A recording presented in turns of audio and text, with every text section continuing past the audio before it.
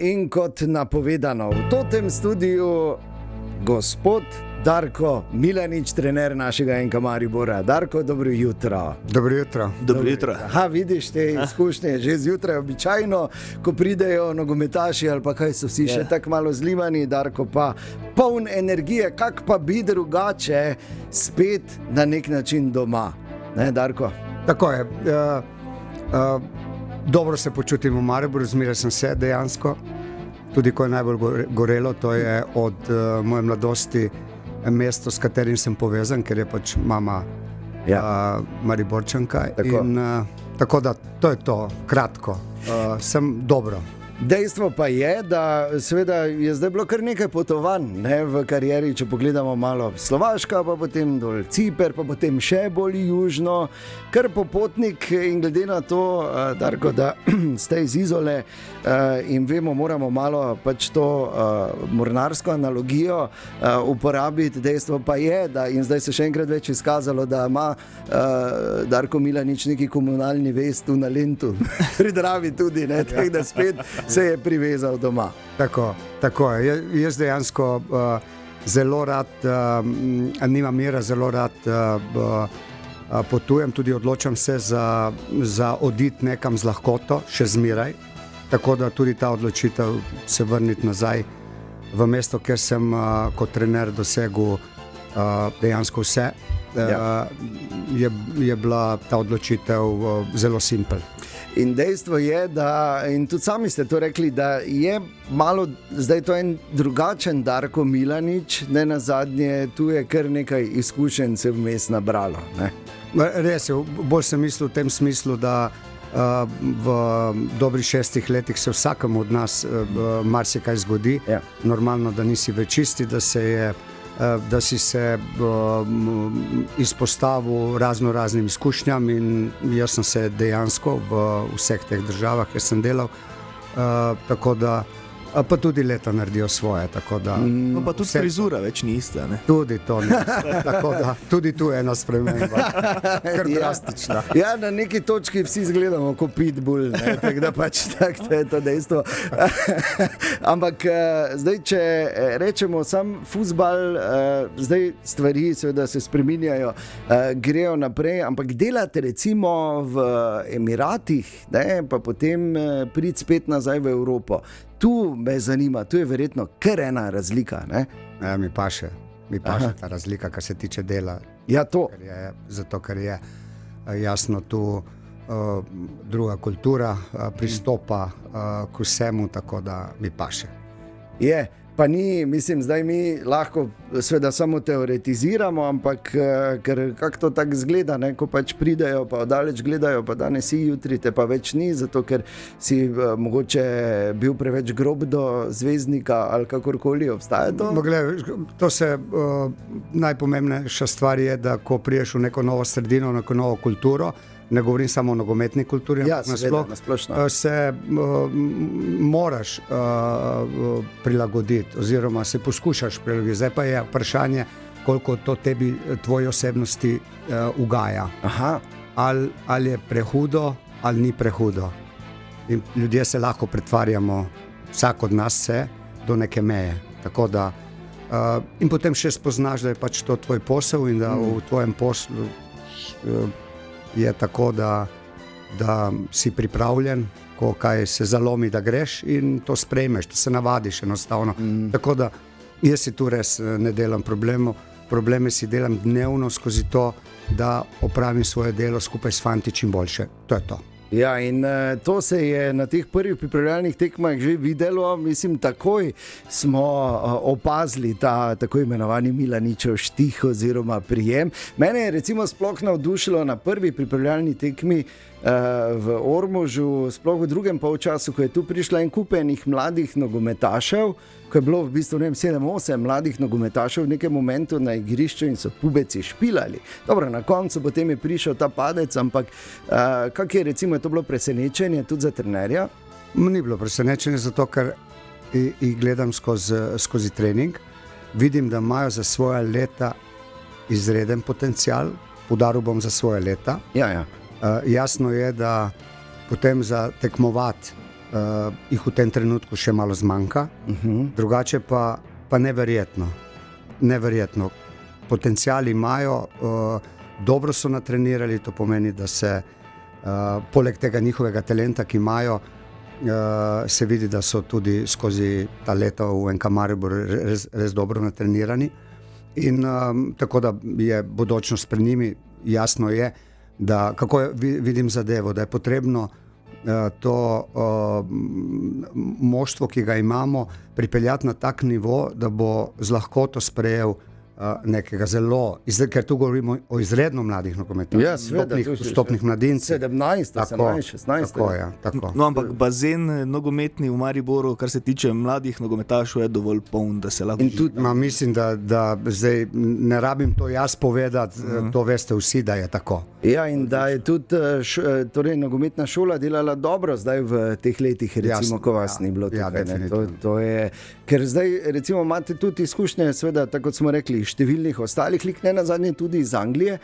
In kak je, recimo, zdaj, ko se ravno pogovarjamo o teh mladih nogometaših, če bi primerjali, recimo, kvaliteto, to, kar se je videlo, ne vem, v Licu ali pa na Slovaškem ali pa ne nazadnje v Emiratih, na Cipru. Tako, recimo, čisto na kratko, Ciper, čisto tekmovalna liga, zelo malo mladih nogometašev, večinoma tujci, malo lokalnih nogometašev mladih, bolj starejši. Na Slovaškem sem bil v največjem klubu in tam je vse usmerjeno samo rezultat, to pomeni mogoče je nek Slovak z 20 leti mlad, ne pa 17, sigurno je zraven. Tako da to, kar je tu, ta množica mladih nogometašev zdaj priključenih v prvo ekipo, je res redkost. In tudi velika odgovornost za vas kot trenerja, ne? Ker vemo, da je ta preskok je najtežji, ampak imamo izkušnje, vemo, da ste vi osebno naredili kar nekaj mladih nogometašev tukaj v Mariboru, ki so naredili polizemne kariere. Ne? Tako, še enkrat bom ponovil, da se mi zdi zelo smiselno, da naredimo zdrave temelje, da bomo začeli delovati tako, kot mi vidimo zadevo, to pomeni, da bomo začeli pri temeljih, to pomeni, da bomo se zavedali, kje smo, kaj to naše delo in naše performance pomeni za vse in to vsak dan, ne samo občasno in bomo na temu delali in bomo popravljali, ker vemo, da to se ne zgodi čez noč in potem je enostavno tu, ampak bomo probali to skozi vsakdanje delo, kot sem rekel, vcepiti vsakemu. In potem v neko moštvo, katero je močno, bo definitivno lažje priključiti fante in se to ne bo niti videlo. Bom pa rajši rekel tako, da v nekem trenutku bo igrali najprimernejši. Ali bojo stari 16 let, ali bojo stari 25 let, to meni osebno ne bo vodilo, da bo najprimernejši za neko srečanje. Ja, in ti mladi nogometaši imajo zdaj genialno priložnost s trenerjem, kot je Darko Milanič. Torej, pred novo sezono in tudi ne nazadnje, kak je kaj zadovoljen s potekom svetovnega prvenstva, naš trener, o tem v nadaljevanju.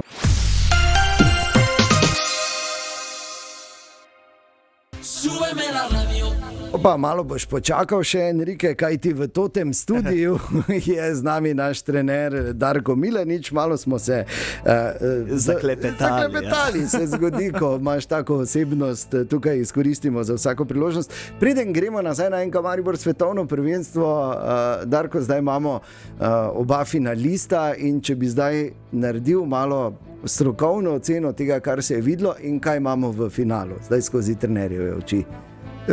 Mislim, v finalu imamo na eni strani neverjetno tehnično kvaliteto, to Španija kaže že kar vsa ta leta. Po drugi strani pa neverjeten karakter, ki ga kažejo Argentinci. Včerajšnja tekma je bila taka, da te tako razbudi v kasnih urah, da potem res dolgo ne moreš zaspati. Ja, pa to je do enih zjutraj. To smo s sinom se pogovarjala po tekmi. Zdaj sem jutri treba iti v službo zgodaj, a jaz sem adrenalina noro. Res, ne. Radi gledamo tak nogomet in vendar Če pogledamo samo polfinale z Španci s Francozi, so Francozi veljali, ker so do takrat igrali res, gazili vse. Ja. Dejansko, kako so te napovedi, kaj bo, kdo, Ja, to je nemogoče. To pomeni 90 minut je živa bitja na igrišču, marsikaj vpliva potem na končni rezultat oziroma na predstavo in jaz se osebno zelo veselim finala. To bo top final. Na eni strani eno, pa drugo. Katera reprezentanca je bila pa vaš favorit? Nimam dejansko. Tele Južnoameričani so mi zelo všeč, zaradi tega, ker res igrajo nek fuzbal z emocijo, gre vsak duel, ni to neke brez veze in vsaj meni osebno. In, tako da prav nekega favorita ali pa ekipo, za katero bi ekstra navijal, nisem. So se fejst spremenili trendi, če primerjamo recimo že zadnje svetovno prvenstvo, pa to je nogomet šel naprej? Ne dosti. Ne dosti. V glavnem se na tekmah tudi Lige prvakov na najvišjem nivoju vidi zelo veliko nekega visokega pritiska in pa nizkega bloka, v katerem so statični. To pomeni v neki srednji coni neki pritisk, to se je čisto zaradi kvalitete vseh nogometašev se je skoraj izgubilo, tako da na momente ta visok pritisk, kot sem rekel, jasno, da v kontranapade zaradi hitrosti nogometašev, ki so postali neverjetne. To gre. Še Usain Bolt je bil včeraj na tekmi, pa se po moje ne bi branil takega šprinta. Tako da še zmeraj pa na koncu, ko pogledamo brez te tehnične sposobnosti ta najboljših, se tekme bi težko reševali, ker danes so res potrenirani že zelo, zelo dobro vsi, tako da na koncu spet zmaga neka genialnost. Ja, vedno pač je tisto nekaj, kar ima pač nekdo in tisto potem odloči. In zdaj kako vse te principe prenesti na ta naš nivo, na prvo ligo, na NK Maribor? Kot sem že prej omenil in to bom ponavljal stalno, tako me želim, da ekipa razume, kar zahtevamo skozi vsakdanji trening. To pomeni, moja naloga je jasno, da jim to razložim. Če ni dovolj 5-krat, jim bom razložil 10-krat, če ni dovolj 10-krat, jim pa 100-krat. To pomeni, moje je, da jim vse razložim, da bojo razumeli. Danes je malce drugače vse skupaj, tudi zaradi tega, ker imaš igralce od drugot, komunikacija ni enostavna, kljub temu, da misliš. Fantje prihajajo iz različnih okolij, kjer nogomet je tako generalno isti, vendar so principi obnašanja na igrišču zelo različni. In ko ima nekdo nek avtomatizem, rabiš nekaj časa, da to spremeniš. Tako da potem še en dodaten problem je, da se trenerji relativno hitro menjajo. Vsak trener vidi nogomet drugače. Recimo en primer, krilni napadalec, pri enemu trenerju mora biti nekje noter, v medprostorih, pri drugemu mora biti široko in to je pri njemu lahko že alarm, centrala je že v kaj je zdaj. To pomeni, ni tako enostavno, zato je treba stvari ponavljati, popravljati, korigirati in poskušati narediti boljše. Ja, in jaz verjamem, da mislim, če ne jaz, vsi mi verjamemo, da to definitivno bo šlo, zdaj, ko ste ponovno tukaj in seveda je fuzbal na eni strani zelo preprosta igra, po drugi strani pa je najbolj preprosto vedno najtežje in to je treba skozi te avtomatizme. Sama ekipa, smo zadovoljni ta trenutek? Tako je, dobili smo okrepitve, mislim, katere smo nujno potrebovali. Blažiča za center obrambe, Karničnega, katerega še čakamo, da se vrne po poškodbi, da bo jasno zavzel svoje mesto na bočni poziciji, tako da bomo potem imeli več rešitev, definitivno. In Mlakar v napadu, Feta, tako da Mlakarja tudi čakamo, tako da Jevšenak je prišel nov, vsi te mladi zraven priključeni, tako da bomo skušali narediti, kot sem rekel, eno moštvo, katero bo dalo spet upanje vsem. To pomeni, da se vse skupaj malo prebudi. Mi pa jasno, naša naloga je pa, da se čim hitreje povežemo, da fantje niso neki posamezniki na igrišču, ampak da smo celota. To pomeni, da nam je, ko je nekaj dobro, da smo vsi veseli zaradi tega, ko je nekaj slabo, da smo vsi žalostni, da si pomagamo in smo si v oporo. Tako, v tem smislu. To je najprej, prvo delo je to. Mene to zelo veseli, da slišim nekaj takega, ker se mi zdi, pa jaz sem res laik, kar se nogometa tiče. To bo zdaj strokovno. Ne, sem rekel, da sem laik, ampak se mi zdi, da zdaj 2-3 leta nazaj, da tega pač se na igrišču pri Mariboru ni čutilo. Tudi recimo, ko si gledal kakšne priprave ali pa ko so šli na ogled igrišča, so bili tak vsi malo tak za sebe, niso šli skupaj, ni bilo tistega nekega timskega duha, prave povezanosti.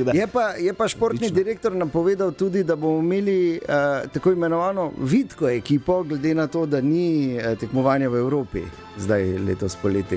To je jasno, da se strinjam, prava pot, zdaj tega, ker ne smemo iti preč v širino, ker igralci, kateri ne bi bili uporabljeni in tu je zmeraj problem, vsak misli, da je tisti, kateri. No, absolutno, ja. Popolnoma legitimno, prav tudi, tako da je ta širina bi bila moteča.